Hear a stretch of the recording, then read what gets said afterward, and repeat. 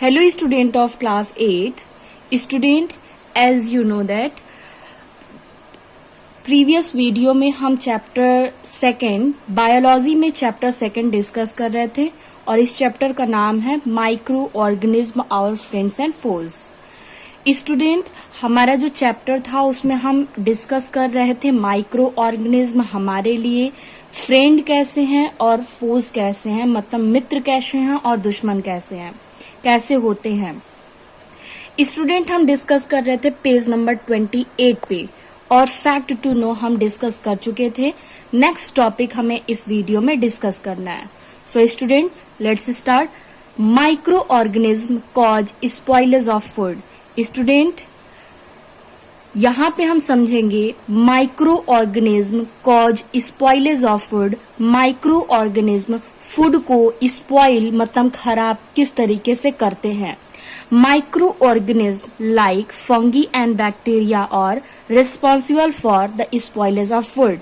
Food के spoil होने के लिए, खराब होने के लिए, सड़ने के लिए रिस्पॉन्सिबल जो होता है वो है फंगी और बैक्टीरिया।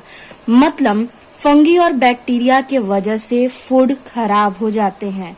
फॉर एग्जाम्पल के तौर पे ग्रोथ ऑफ फंगस, जो फंगस का फफूंद जो निकल आते हैं ऑन द स्टेल ब्रेड, बासी रोटी पे।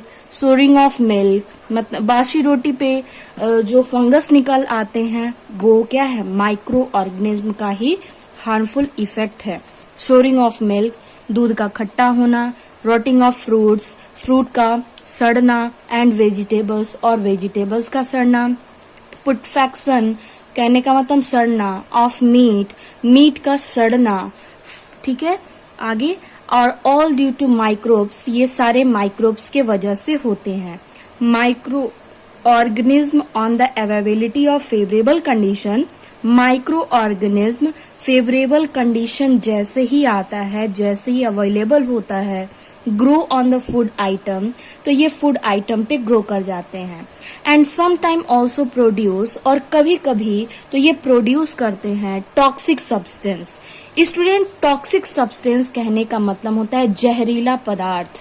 कोई भी जहरीला पदार्थ उस फूड के सरफेस पे प्रोड्यूस करते हैं एंड अनफिट फॉर ईटिंग, और वो फूड हमारे लिए क्या होता है, ईटिंग के लिए, मतलब ईटिंग के पर्पज से, खाने की दृष्टि से अगर हम देखें तो वो फिट नहीं होता है। डिफरेंट टाइप का डिजीज वो कॉज कर सकता है। इफ ईटेन, अगर खा भी लिया जाता है, it can cause serious problem, तो इससे सीरियस प्रॉब्लम, कोई गंभीर समस्या हो सकती है। And some time even death, और कभी कभी तो मृत्यु भी हो सकती है। The health problem caused by is eating spoiled, health problem जो कि स्पॉइल्ड फूड के खाने से होता है, स्पॉइल्ड फूड आइटम खाने के वजह से होता है, उसे हम कहते हैं फूड पॉइजनिंग। मतलब पॉइजनस फूड या स्टेल फूड या फिर इन्फेक्टेड विथ फंगस और माइक्रो ऑर्गेनिज्म से इन्फेक्टेड फूड आइटम के खाने के वजह से जो डिजीज हुआ उसे हम कहते हैं फूड पॉइजनिंग।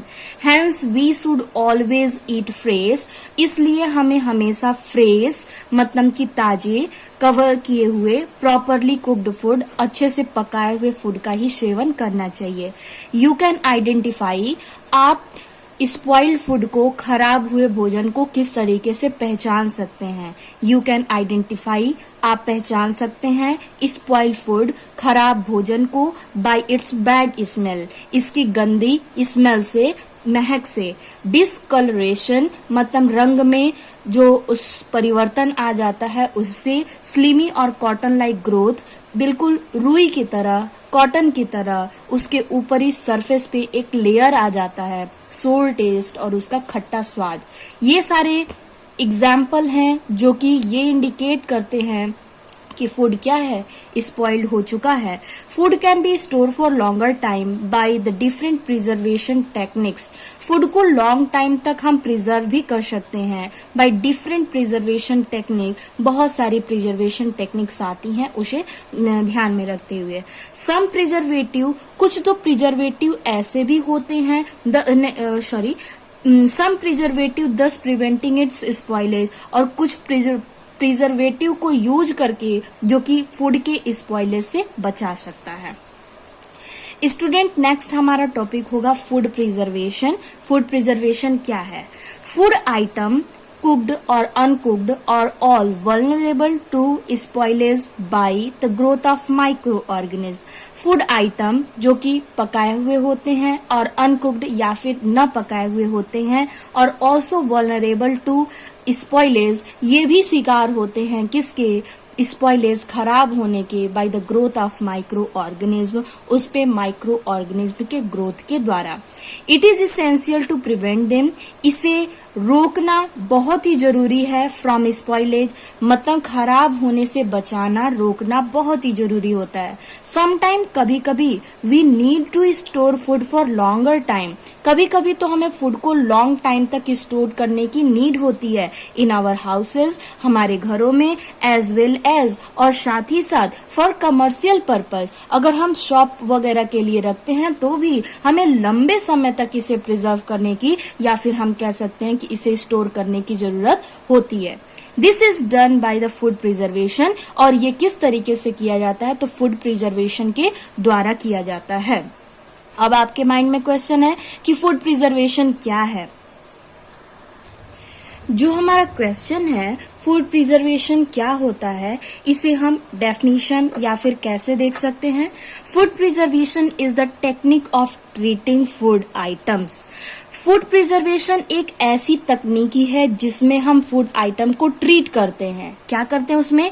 किस लिए करते हैं? टू स्लो डाउन और stop the growth of micro organism, ताकि उसके ऊपर जो माइक्रो ऑर्गेनिज्म का ग्रोथ हो रहा है उसे या तो पूरी तरीके से हम बंद कर दें, स्टॉप कर दें, या फिर उसके मल्टीप्लीकेशन के रेट को कम कर दें, as well as maintaining the quality. और साथ ही साथ इस टेक्निक में हम उस फूड आइटम की क्वालिटी को मेंटेन करते हैं, फ्लेवर को मेंटेन करते हैं, कलर को मेंटेन करते हैं, and texture of food item, और फूड आइटम के टेक्सचर को भी मेंटेन करते हैं, सो दैट ताकि they can be stored for the longer time, ताकि इस फूड को हम लंबे समय तक प्रिजर्व रख सकें। The preservation technique create unfavourable condition, ये प्रिजर्वेशन टेक्निक जो होता है ये अनफेवरेबल कंडीशन प्रोड्यूस करता है for the growth of microbes, micro organism के ग्रोथ के लिए। ये विपरीत परिस्थिति होती है, जिस परिस्थिति में, जिस कंडीशन में माइक्रो ऑर्गेनिज्म ग्रो नहीं कर पाते। There are different method of food preservation for different food item, और डिफरेंट फूड आइटम को प्रिजर्व करने के लिए डिफरेंट मेथड भी दिए गए हैं। Let's learn about some important technique to process food. आइए हम कुछ important technique to process food को प्रिजर्व रखने के लिए देखते हैं। सो स्टूडेंट, आज केवल इतना ही, इस वीडियो में केवल इतना ही हम डिस्कस करेंगे।